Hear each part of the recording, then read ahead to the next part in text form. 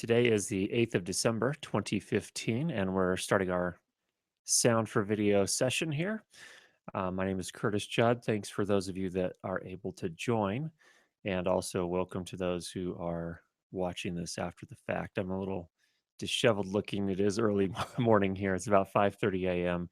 where I live up in the Rocky Mountains here, and it's also a little on the chilly side, but show must go on, and we love audio enough that we're going to make it happen regardless of the time or circumstances. So, today I wanted to talk a little bit about monitoring audio, both in production while you're recording and post production when you're doing any sort of editing after the fact. And um,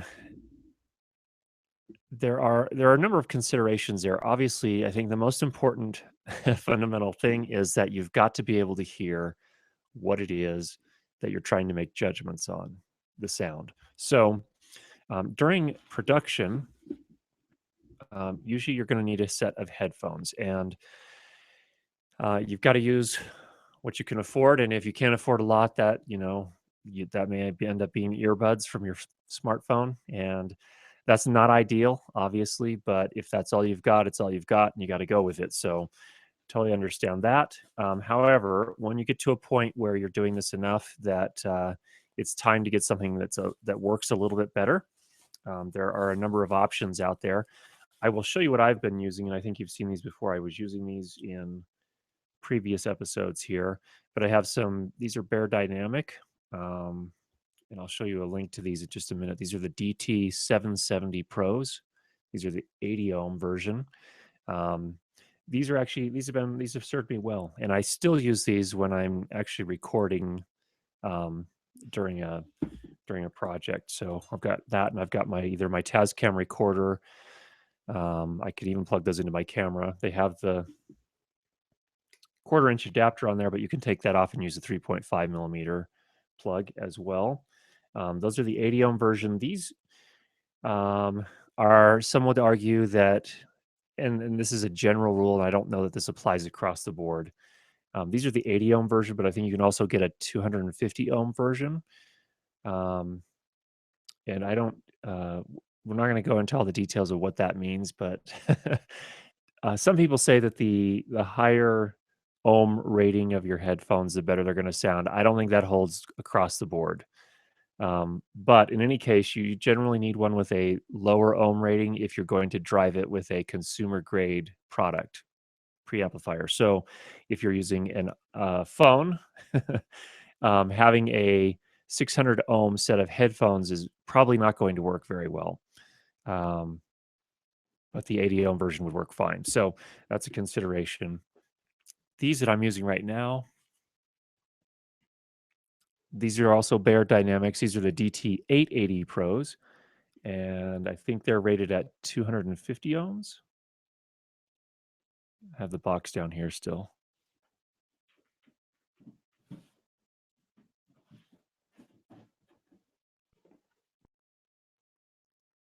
Yeah, 250 ohms. These are a different set, a different type of headphone and for a different purpose. These, you'll notice they have sort of a grill here. These are semi-open back, and these are made for post-processing, or they're made for studios where it's okay if a little bit of sound leaks out the back. And the reasoning behind that type of design, from my understanding, is that when you have a headphone that's open like that, it's not going to isolate the sound and keep them inside your headphones as well. However, when they have that type of design, it's easier to produce more accurate sound. And so that's why you may want to use something like this for post processing, where you may use a closed back design like that during production when you're recording. So that is one thing to keep in mind. I'm not trying to make this the Bear Dynamic show. I'm not saying these are the best in the world or the only ones you should ever consider buying. I haven't tried a whole ton of headphones. I've tried several Sennheiser sets. Um, uh, Obviously, Bear Dynamics.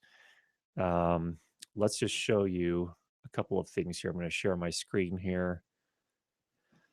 I'll show you the set I'd love to get, but that I don't have. There we go. Share that screen. Let's go. Sennheiser makes this HD 650, I believe they're called.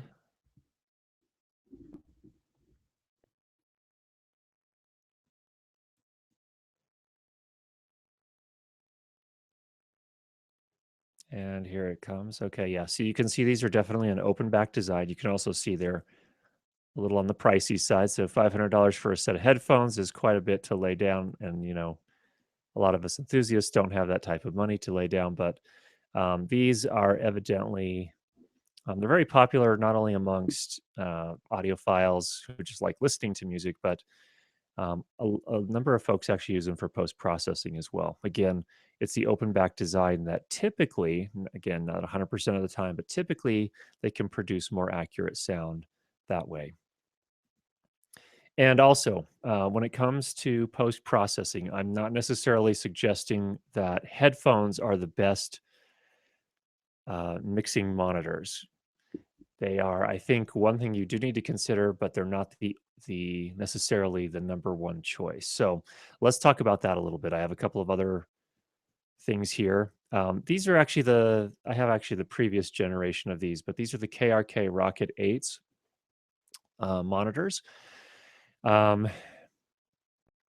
I feed the audio signal to these. Let's see if we can see a picture of the back here. See if it can get it bigger. Yeah, here we go. So my audio interface, which again is this Focusrite Sapphire Pro 24, has some line level outputs on the back, and I feed those via a 1/4 inch balance cable into the back of the monitor here.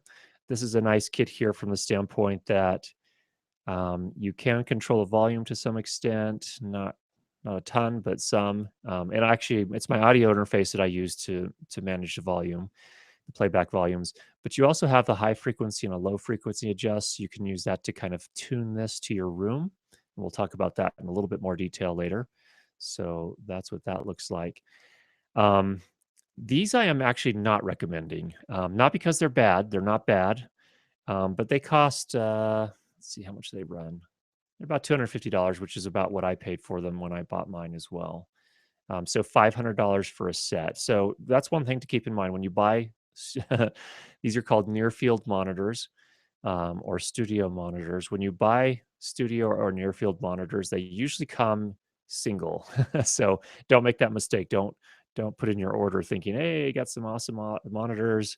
Um, the better ones almost always come in singly, so that's important to keep in mind. One of the big considerations, and let me just show you. I'm going to pull up another thing here real quick. Whoops. Let's go to Mike Senior Mixing Secrets. Okay, here is a book I read a while back, Mike Senior's Mixing Secrets. This book is a great book. It's actually more focused on music mixing, like almost all of the books out there are. But this one was really good, and I read it several years ago.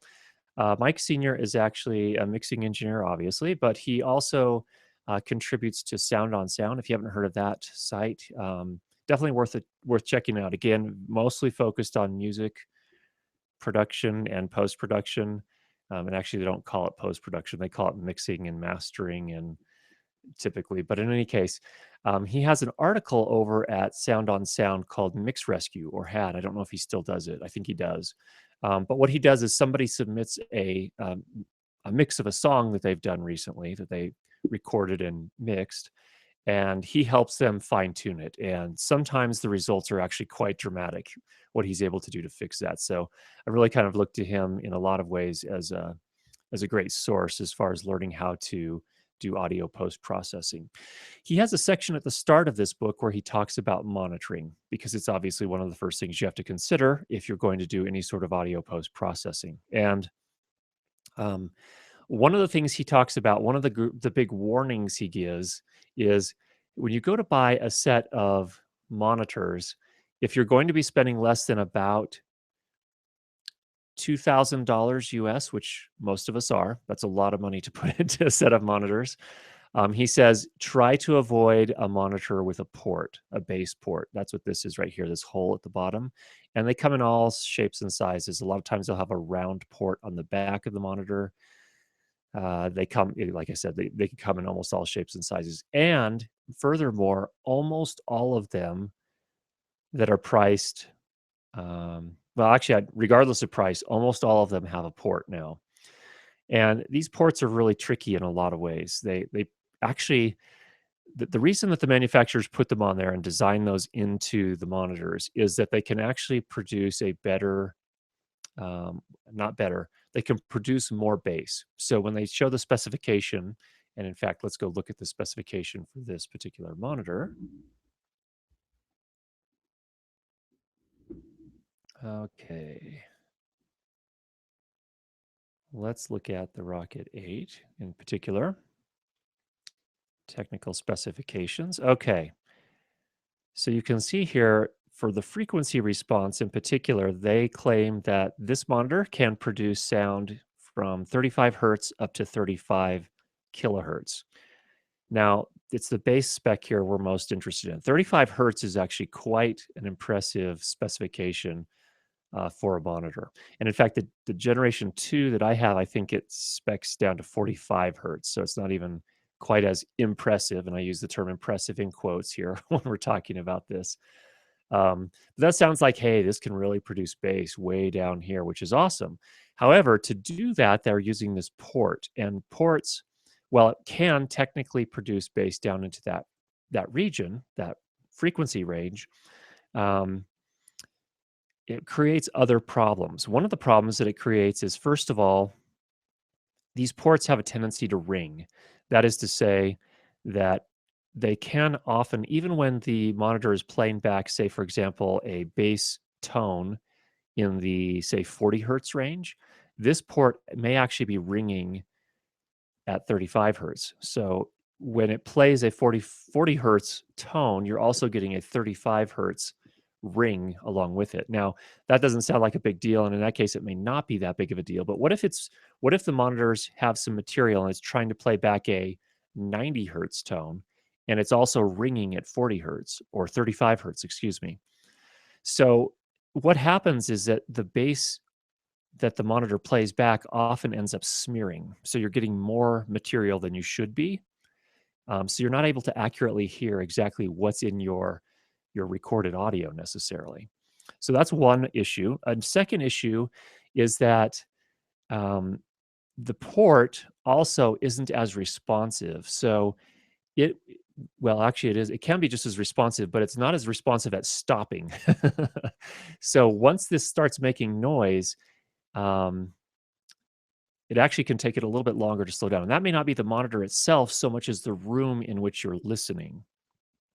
So if you have just a bedroom at your home, like I do here, this is just a little bedroom that's converted into an office, and there's no sort of acoustical treatment in this room except for right now this sound blanket that's hanging behind me. And the sound blanket is useful because it does prevent some of the reverberation or the echo that you'll hear in the room. But what it doesn't do is it doesn't absorb or trap any of the low frequency material that's bouncing around in the room here.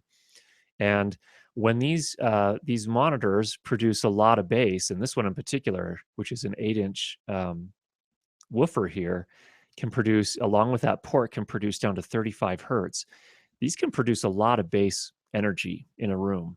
And if a room doesn't have any sort of acoustical treatment, that bass tends to really, really build up, and it stays for a while. It stays too long, in fact. And the issue with it staying, that is to say, it takes a while before it decays or goes away or, sort of is absorbed and reduced and you can't hear it anymore.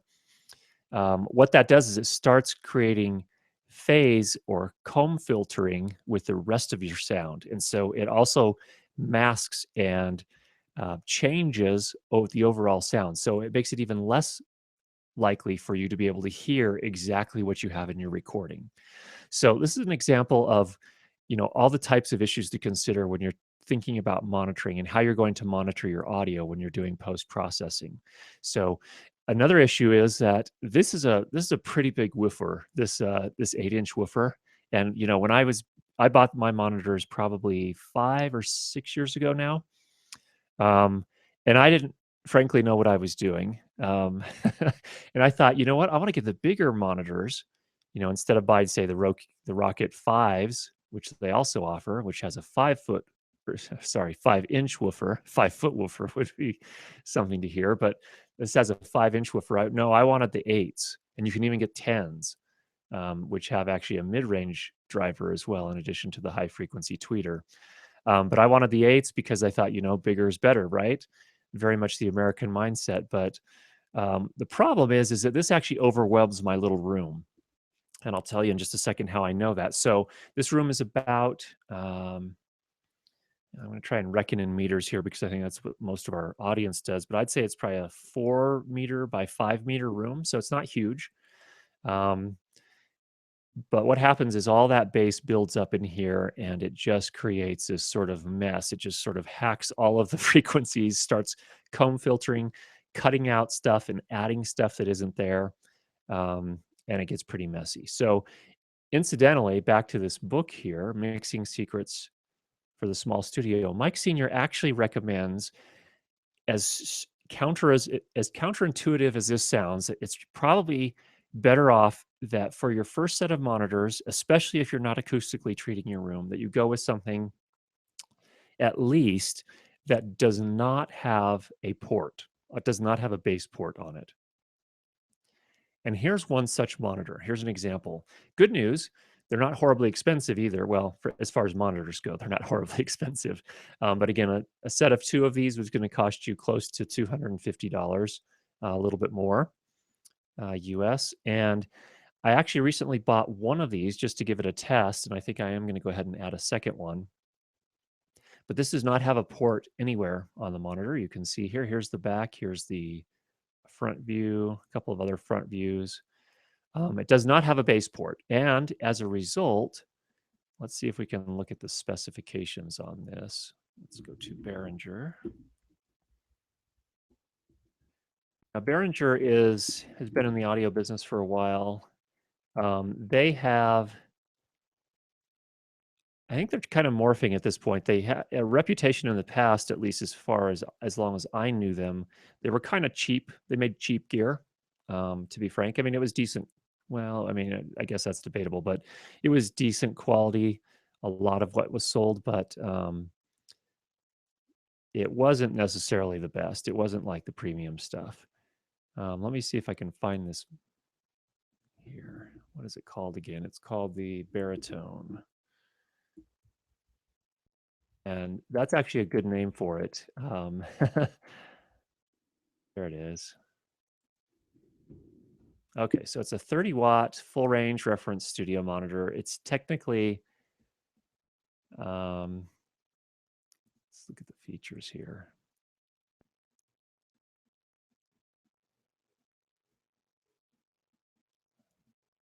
They don't even show the specifications, do they? Maybe in the downloads.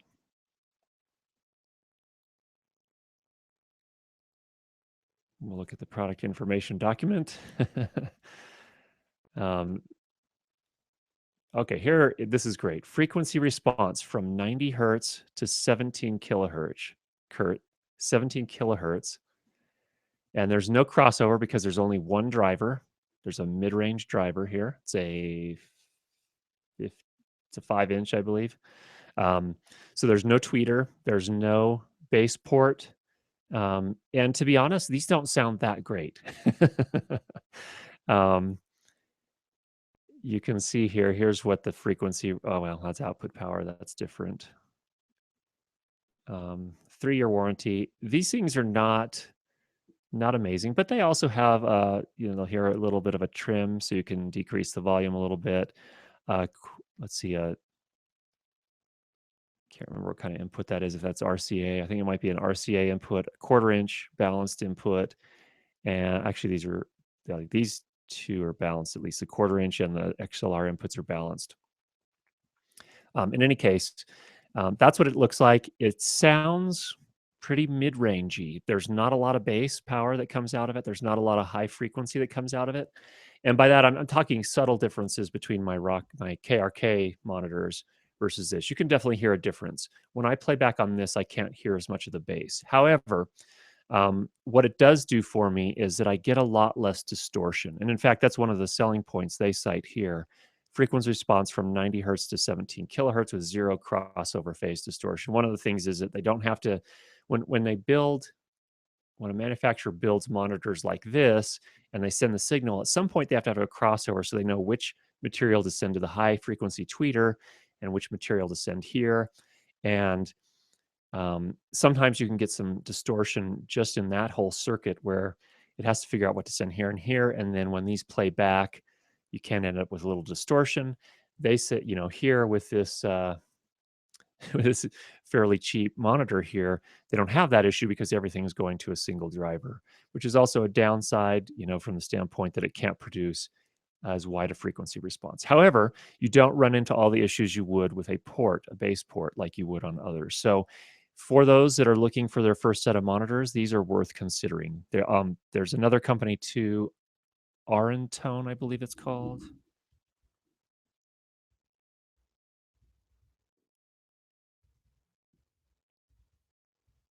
Arentone.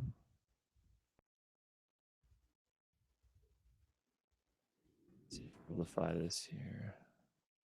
Aratone, excuse me.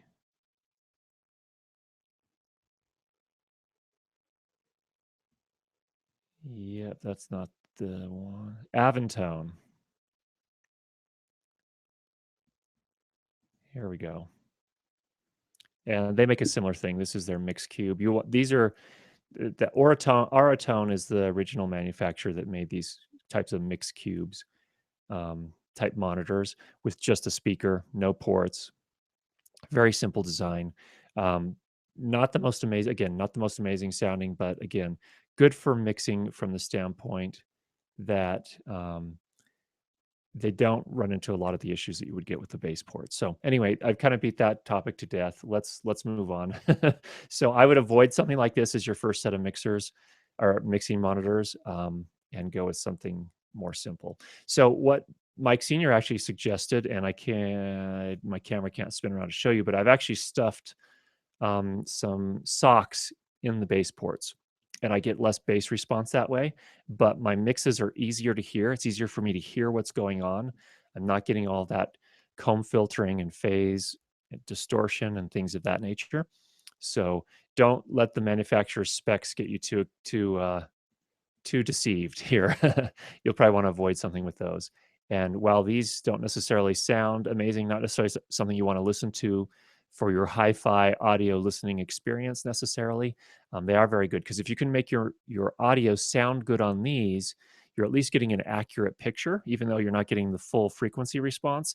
You're getting at least an accurate picture of the majority of the material, and they in your mix and your post processing should translate pretty well to most playback systems. So there's some thoughts there. Let's look at one more thing here. There is an application called Room EQ Wizard, which I think is worth your consideration as well. This is where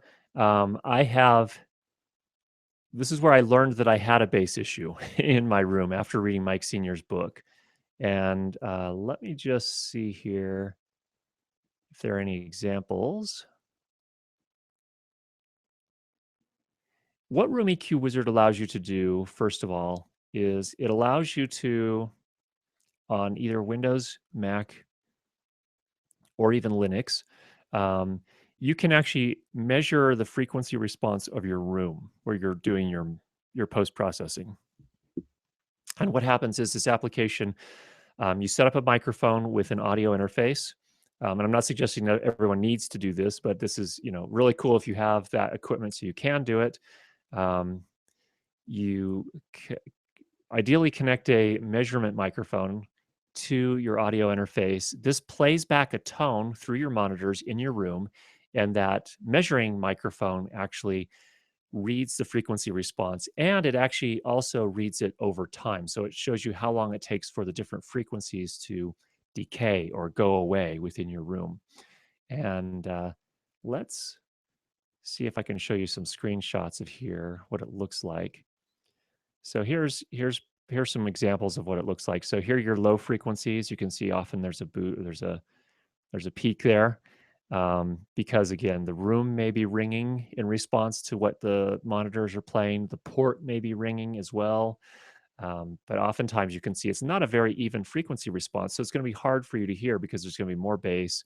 You can see clearly what looks like to me some sort of room nodes here where you're losing some material on the high frequency end. You also have this pretty strong presence peak here, and that's in the 40. Okay, this is all low frequency. So this is 100 hertz and below. So you have these two different peaks here in the low frequencies. Some other different views. I want to see if we can find a waterfall chart. Here's a waterfall chart. So here you can see these are the low frequencies up to 100 hertz here. You can obviously see up to, well, here's 200 hertz here, but you can actually change the graphs here to see more detail all the way up to 20 kilohertz and even higher. But here you can see this axis right here, the depth refers to time. So these are milliseconds here. So 480 milliseconds, you still got this ton of bass in the 20 to 30 hertz range right here. And that's probably wreaking all sorts of havoc. You also have a lot of bass here at in the 60, maybe 55 to 65 hertz range that's still present after 480 milliseconds. And that doesn't sound like a lot of time, but that actually could be wreaking havoc in terms of what you hear in the bass range as well. And everything could sound very, very muddy when you have a situation like that. And what's interesting is this waterfall actually looks very similar to my room when I did a measurement here. And let me just show you here. I'm going to stop the screen share for just a second. I actually bought some time ago a measurement microphone. This also happens to be by Behringer. This is, let's see if we can show this to you. It's not actually terribly expensive. I think it was about $60 or $70. The measurement microphones often look like this.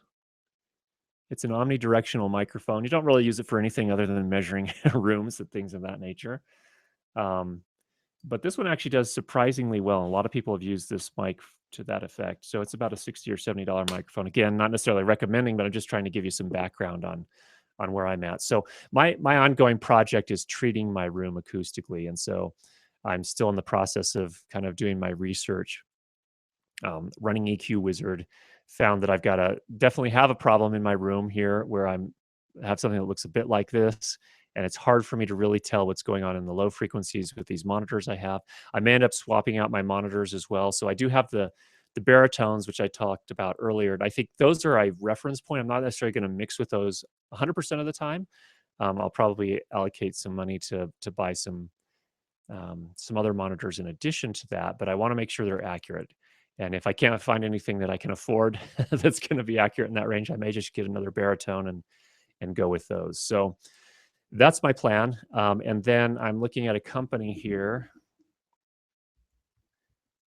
GIK Acoustics. They have they're based both in the USA and they also have, I believe, they're also in Europe.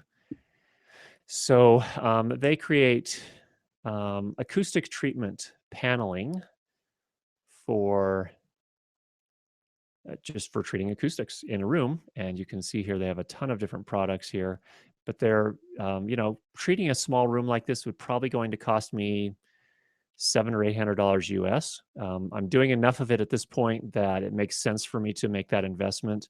I'm not necessarily suggesting everyone needs to do that again, but there are some interesting things that you can learn, even as just a resource to learn things.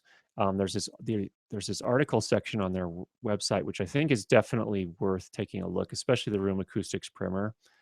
They talk about both trapping and diffusion, talk about how bass traps work. Some of the things that I've kind of gathered, not only from them, but from lots of other sources, is that probably one of the, oh, whoops, I'm not showing this to you. I'm talking about it as if I am showing it to you and you can't see it at all. Now you can see it. Okay, so this is the GIK Acoustics website. They have this education section, which I recommend you go to. And they have a lot of great material over here about how to position your monitors, general things you want to avoid when you're setting up your room, how bass traps work, why diffusion is helpful and how it works, using traps. There are different types of traps. There are broadband traps, which capture a little bit of all the different frequencies, but there are also bass traps, which are a little bit more effective at picking up and absorbing that bass buildup that happens.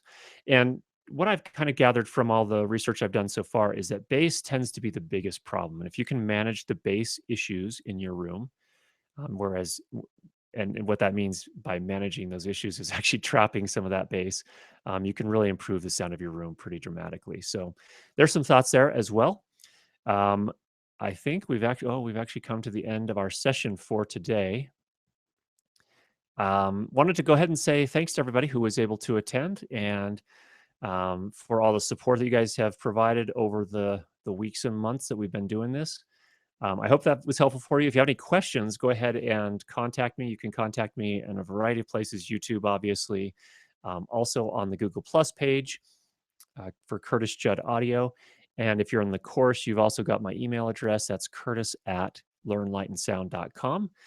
I'd love to hear any questions or feedback or ideas or success stories or whatever it may be that you have to share with the group. So thanks again, everyone. We'll go ahead and get another one scheduled for next week when we get to Sunday, and we'll talk to you again soon.